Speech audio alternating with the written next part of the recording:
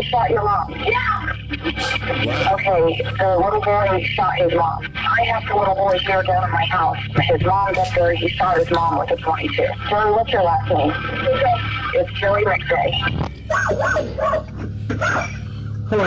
Hi. Hello. For this officer. Hello. Hello. I'm Deputy Stryker. Yeah. This is Captain Ranker, okay? Stryker. All right. What's your name? Joey McVeigh. Joy McVeigh. Okay. Is that the one who did it? Or? Oh, he shot my mom. Okay. Just so matter What of fact, happened? just like What that? transpired to get up to that point? Okay, every day just making me so mad. You can't do that, though, dog. How old are you? 10? Okay. These are the moments after a 10-year-old boy's life changed forever. He just admitted to shooting his own flesh and blood in a fit of rage.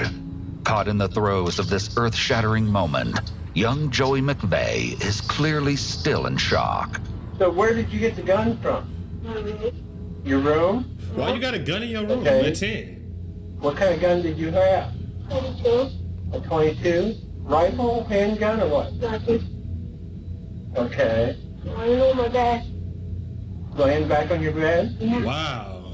Okay. So, Am I tripping, or is it kind of crazy that maybe it's just, I mean, we're all raised different, but isn't it kind of crazy that he know what kind of caliber gun it is and that he has a gun in his room at 10 years old? Nobody finds that, like, kind of wild? gun or what? Nothing. A rifle at that, Okay. bro. I know my dad. Laying back on your bed? Yeah. Okay. So what did Mom do to you to go and upset you to that? Lord, just every day. Just all different stuff. I'm Grandma McVeigh, and Okay. Debbie was on the phone talking to me just prior to this. Mm-hmm. And I don't know, she was sending the DR and saying all this to him. Mm-hmm. And then And there's another I heard one. so much screaming going on. The screaming she heard could have been the argument that led to this unlikely scene. It was a cold January night in 2011, not even 48 hours into the new year. Look at that 46-year-old house, bro. Deborah wanted Joey to get some Outside, just firewood from nasty. outside. That was the mundane task that somehow escalated into a fiery argument. Joey said he was tired of the fighting. He went into his room, retrieved a firearm, and came. Look at these rifles in this 10-year. Priorities are all wrong, bro. Priorities are all wrong. Rifles cost money, a good bit of money. And granted, it could have been handed down, but look at the outside of this house. Look at the garbage. Look at the outside of this house. Look at the conditions that they're living in. Why does your 10-year-old son have rifles in his room? In 3. At that. 3 rifles just willy-nilly just there. Makes back no sense into the to me. living room. His sister In the open Shauna fire. begged him not to shoot their mother, but In it was front of too your late. sister, bro. Joey had made up his mind and shot Deborah in the head before leaving the house Wow. and alerting neighbors next door. In a panic, several of those neighbors dialed 911, calling Holmes County deputies to the scene. The neighbor kid just came down. I guess there's an emergency up at his house. We have the cops up there and the squad. 911, what is your emergency? The lady just got shot in the head here. I think you guys already got the call, but I'm not sure. Joey had recently been on Christmas break from school, spending a great deal of time with his best friend, a neighbor next door, away from this tiny rural home. To any healthy family, the story behind this end to Deborah's abbreviated life would be unfathomable. And Sound soon, like this is police South, will not learn really. all the details, which go much deeper than the story implies at its surface. Yeah, let's talk Okay, about myself it. and Unit 5 are out with the suspect. Unit 22 is secured the scene. I'll give you an address where we're at if you can just go ahead and log this. They scour the scene, marking the floors for DNA evidence. The area is sectioned off, and the questions on everyone's mind will be asked out loud. And this is what we need you to do. Give a written statement, write out everything that you saw and everything you did, and maybe even something that led up to this. Go ahead and get a statement of her, okay? I'll get more. The answers to those questions would come in audio recordings, some of which you'll soon hear. Grandma McVeigh was there for one of those eerie sound bites with her grandson. You can hear the panic in Joey's voice as the reality of the situation unfolds. Are you all right, buddy? Yeah. I mean, I know you're not okay, you know what I'm saying? But as much as to be expected, I guess. I just want to get a better feel on what happened and, you know, maybe why it happened. Well, I told all the other people that asked me. Okay. I didn't know anyone else even asked you any questions. One of the cops or whatever asked me, but is there any way I could, like, how long do you think it would take until I could, like, be with her? Joey's primary concern, right off the bat, seemed to be leaving the house and living with his grandma. What's the, whatever, I can't even think what it's called, you know, like, what is it called? Where they're going to take you? No. The turning? Whatever, guy that, like, helps you and stuff. Like, Yeah, that's an attorney. Yeah. I don't know what to do now. They can help you regardless of whether you talk to me or not. We don't expect you to know, Joey. How old are you? 10. You're 10 years old. You know, I'm not going to treat you like an adult, like you know everything. That's basically why we're taking longer to see if you want to sign this or not. What happened today in particular, why you got so mad? Like, she calls me lazy. I hate when she calls me lazy because I'm the only one that brings firewood in other than when my dad was there. Mm-hmm. And I do a lot of things, but no, I'm the lazy one. So you do your chores around the house and... Yeah, today a piece of wood hit me right in the shoulder, and she's like, okay, well, just go get some wood. Is that what it started over? You were supposed to carry wood in and didn't? Yes, yeah, I can't remember. What brought you to the point where you felt you should go in the bedroom and get the gun? No. Did she scream or... No, nope. Have you ever been that mad before? And this is why his frontal lobe's not developed. He's getting to the age where he's going to start going through puberty soon, so his emotions, his everything is heightened, especially at that age of rage and everything, right? When he gets older, if this is that's all, like I said, they said there may be more to the story, but right now this is what we know. When he grows older and thinks back on this, bro, a huge mistake. Like I said, we don't know if there's any deep abuse or anything going on. I'm just going from what I know so far off right now. I still don't understand why a 10-year-old has rifles in his bedroom. I for the life of me, I wouldn't even be safe, feel right giving my 18-year-old son his own firearm and just willy-nilly just go off through the world. But to have it in a 10-year-old's room, 3 rifles with bullets, I honestly do not get it. Did she scream or... No, nope. Have you ever been that mad before? Yeah. Listen to this telling interview with Joey's father, Michael. Michael says Deborah allegedly grabbed him by the hair in her bid to kick him out weeks before the shooting would take place, adding fuel to an already raging fire of angry exchanges, arguments, and toxic fighting. When did she grab you by your hair? The day that she asked me to leave. What was the reason for when you left the last time here about a week or a week and a half before this happened? The doctors should be able to tell you, but she had been on for anxiety and all kinds of different things. Bipolar and had mood changes. Remember when I was out there yesterday and was talking to you? Yeah. And we were talking about discipline with the kids. I know when I asked you about discipline, you said that you always heard her yelling and screaming at the kids. Did you ever see her strike the kids at all?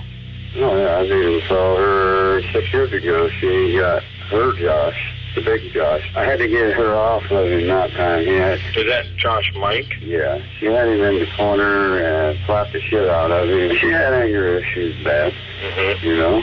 I mean, this is really hard to say stuff about her that other people are going to think I'm saying to be mean. She was mean to the kids and me off and on. So you're saying Debbie would have 2 sides to it. Everybody does. Meanwhile, Joey had been spending a great deal of time with his friend Austin in his bid to escape the arguments. Joey spent the night with you last night? Yes. Did he say anything to you about his mom? Today, I guess she asked me to do laundry and she got home. And they started arguing, and he picked up the gun and shot her. Joey had been showing signs of lashing out for years before the incident. In 2006, getting into an altercation with a bus driver, and then a year later at just 6 years old, using a dustpan to hit an administrator at his school. Wow. And by his own account, this wasn't the first time he'd been this angry. Have you ever been that mad before? Yeah, a lot. How do you feel now that things are the way they are? Bad. You feel bad that it happened, that you actually shot her? Yeah. Do you think it was worth it, even though you were mad? No. Should anyone be shot or die over an argument? No. They were close, but they argued and yelled, and she yelled at him too much. Grandma McVeigh seemed quite certain that Deborah was over the top with Joey. But remember, Joey wasn't the only child in the household. There was also Shauna. And Shauna's interview doesn't paint Deborah quite the same way, as she reflects on the ominous night in her own haunting words. We were like normal mom and daughter. Okay. Like we'd have our fights here and there, but it wasn't bad as Joey. And Joey and Mom argued A lot. a lot. Okay. When we got home, he was supposed to bring wood in for the fire, and he didn't. And Mom kept asking him over and over. So he brought like one load in, and Mom asked him to bring more in. Okay. But then he started arguing. When he shot her, she just like dropped to the ground, and she was like sort of sitting like on the couch. She was like leaning up against the arm, and then she just fell. And then he pointed it at me.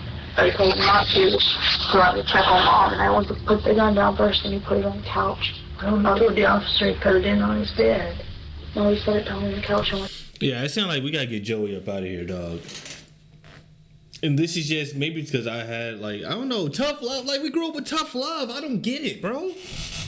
I don't get it. Now, granted, I've never been slapped in the face by my parent, but I still don't think that's warrants you shooting them in the head, especially at 10 years old. It sounds like Joey just got anger issues. Now that don't excuse me. That doesn't excuse what he did at all. He needs to be locked up. Yeah, throw the whole family away, dog. Yeah, the whole family's a mess. The whole family is trifling, but from Shauna's account, from the outside looking in, this seems so trivial and such a small argument over firewood. Y'all get in arguments over laundry. I'm thinking like normally when I think abusive family, I'm thinking like maybe to more extreme measures. To me, this doesn't seem that extreme. It just seems like Joey got anger issues and he lets the anger get the best of him, which is not excusing anything that he's done. But why does he have rifles in his room? If you know Joey got anger issues, Mom, you know that he's hitting teachers on the head with dustpans. Y'all argue a lot. Why does he have guns and bullets in his room? Like, what's the thought process here? What are we doing here? What are we doing here? What are we doing here? couch. I don't know what the officer put it in on his bed. No, he set it down on the couch unless he moved it, but I'm not sure. I checked Mom and there was no pulse, and he was yelling and screaming and all like confused and stuff what happened. Did you feel that he was going to shoot you? Yes, because after he shot Mom, I was scared. When he looked at me, he looked like he was like evil, like the look in his eyes. When he looked at me, I was like scared. Okay. And that's not normal. Mm-mm. You don't normally see that in him every day or even every time he's mad. No. That response, reflecting on the look in Joey's eyes, was an unnervingly strong description and could lead anyone to believe Joey may have been mentally ill. The latest reports show a therapist testifying that years later, Joey still wouldn't talk about the shooting in therapy, as the incident caused him great psychological distress. Two psychologists dug into Joey's background, finding he suffered from anxiety and depression, as well as a learning disability. He was sentenced to remain in confinement indefinitely. He's currently being held in an unnamed facility by the Ohio Department of Youth Services. Soon, he will be transferred to an adult facility pending a reintegration evaluation, which essentially means he can be kept in an adult jail until he is deemed ready to be reintegrated into society. That's fair. If that occurs, he would That's then be fair. put into intensive parole or probation. No. I mean, he was 10 when he did it. 18. How many years you get for murder? I don't know. But listen, the argument, this whole thing started over firewood, and then y'all was arguing back in the day over laundry. When they was trying to bring up abusive things, I'm thinking like she was chained in the basement. She was withholding food from him over arguments, bro. About you being lazy or being quote unquote lazy. I'm not. Why is the rifle in his room? That's still the underlying question underneath all of this. Now it sounds like Shauna may have been seen as like more the golden child, and that could cause some anger issues there. I understand that, but you can't shoot your mom, especially when he's like, I get so mad about what? All this stuff like what? When she calls me lazy and gets mad that I don't get enough firewood. That doesn't work, bro, at all. I know you 10, I know you let your emotions get the best of you, but you did this to yourself, my guy. You did it, it's on you.